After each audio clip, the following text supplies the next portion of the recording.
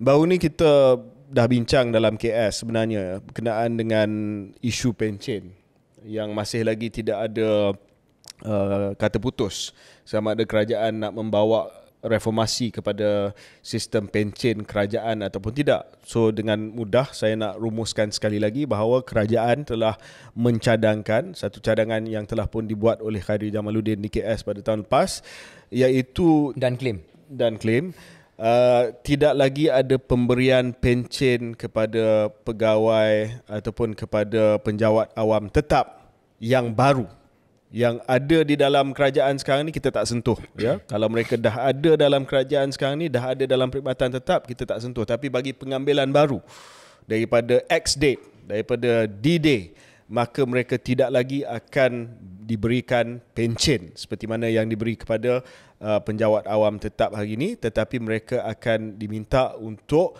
membuat caruman KWSP ataupun EPF.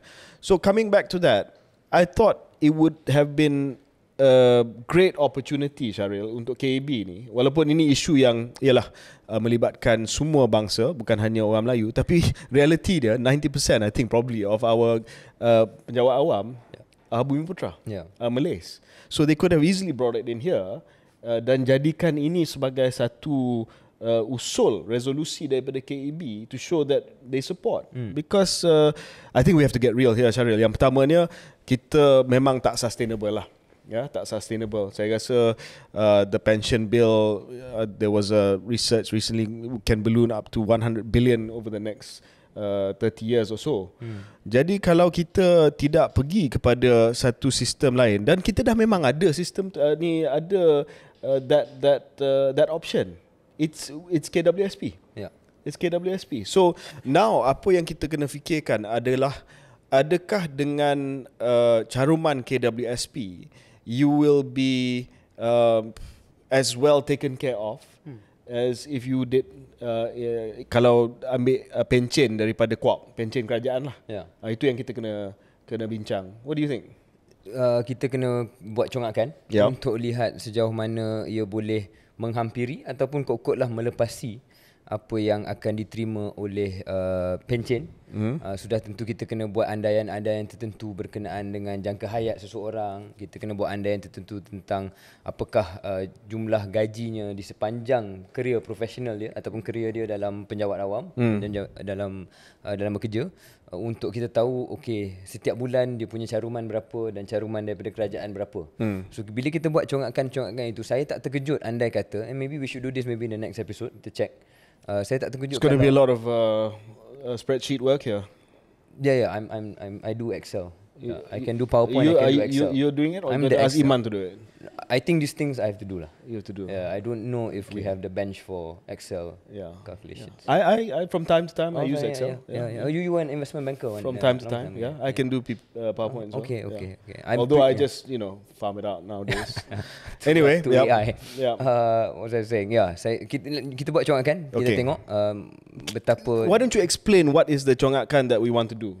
What is it that we're talking about here? So kalau pencen, kita ambil yang mudah dulu. Pencen ialah, tak silap saya, dalam 60% je daripada last drawn salary, daripada gaji yang terakhir. Lebih kuranglah 60%. Untuk caruman EPF, kita akan carum 11% daripada kita, dan majikan dalam kes ni kerajaan akan carum 12%. Isunya ialah gaji kita bermula daripada umur contoh 23 tahun, 24 tahun. Kita mungkin mula dengan gaji 3,000 lah. Dan kita tamatnya, kokotlah boleh tamat jadi gajinya 20,000.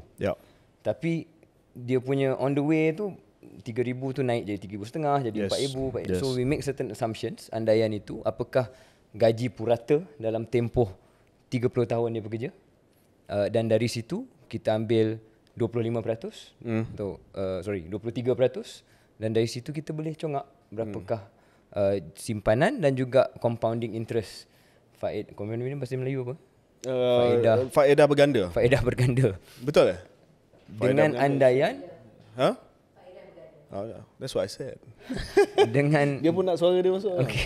Dengan andaian bahawa dividen KWSP ni, kalau kita tengok dalam 20 tahun kebelakangan ni, dalam 5 ke 6%. So kita buat andaian-andaian tersebut dalam Microsoft Excel.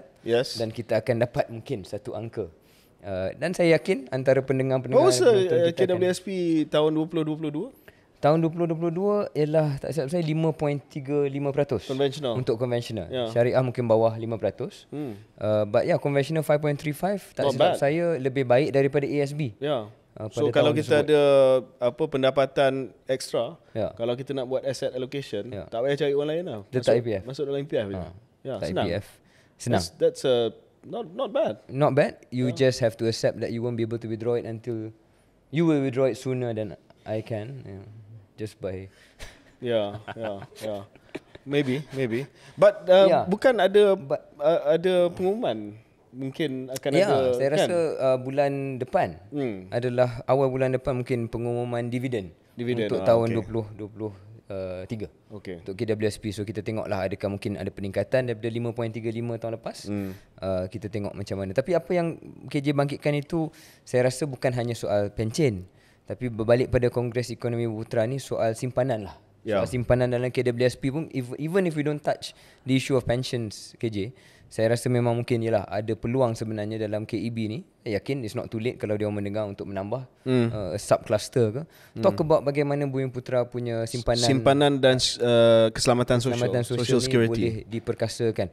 Kerana kita tahu daripada pengeluaran KWSP zaman COVID yang 3 kali itu, kebanyakan besarnya adalah dari kalangan orang Melayu Bumiputera. Dan komuniti Bumiputera lah satu-satunya komuniti yang simpanannya telah berkurang semenjak pengeluaran COVID berbanding dengan komuniti-komuniti lain. So it's getting worse. Jurang antara Bumiputera dan bukan Bumiputera dari segi keselamatan sosial itu.